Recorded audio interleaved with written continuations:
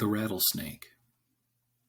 The viper pulled itself along the edge of the soft rock and lowered its long, muscular body into the warm sand to take cover in the shade from the circling eagle.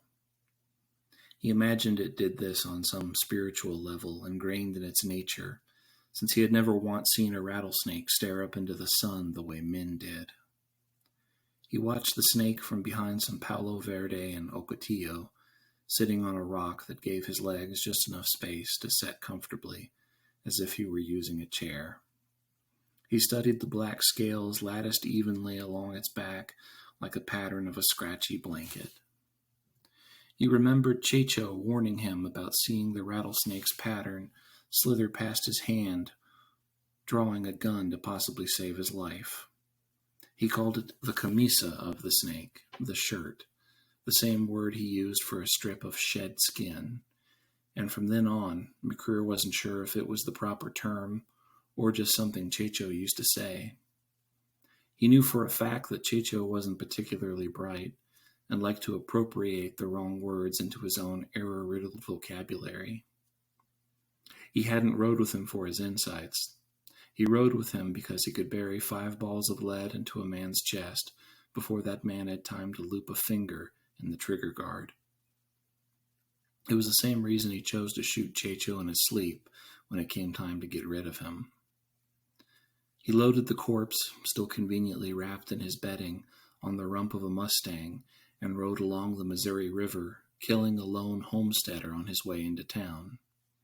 There he passed off the homesteader's body as his own and collected his and the bounty on Checho's head in Sioux City before crossing into the Nebraska territories, which would not be granted statehood until after that winter.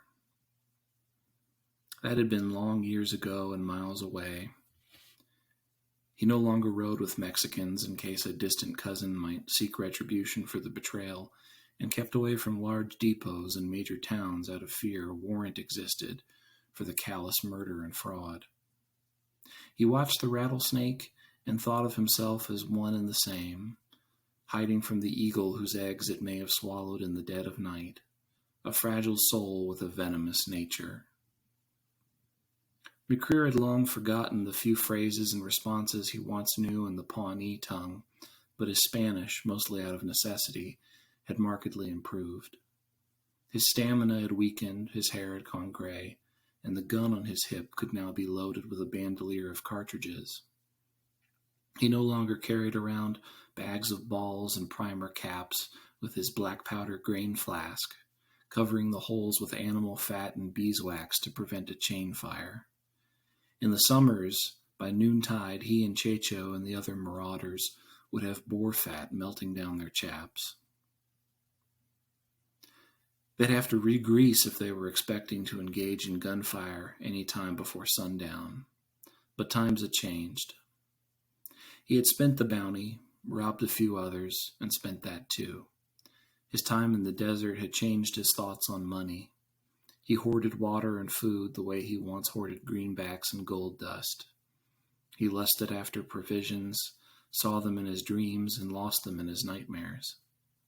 What couldn't be immediately consumed became too cumbersome to carry. Horseless and overwhelmed with dry heat, he sat idly, stomach aching with hunger, and kept on staring at the rattlesnake. The rattlesnake coiled itself beneath the rock. He took the hot pistol from his holster and aimed. The viper exploded into a cloud of red, and the eagle overhead sailed away as the gunshot resounded through the desiccated valley. It was a big snake. It'd be good eaten. He took out his knife and cut off the venomous pits in the head and reached under the rock. The snake, blown in two by the force of the bullet, still had some life in it, and in a desperate attempt to survive, sank its fangs inside McCreer's hand. As he lay, with his burning, withering hand against his chest, he stared up at the circling buzzards and believed he saw Checho's face.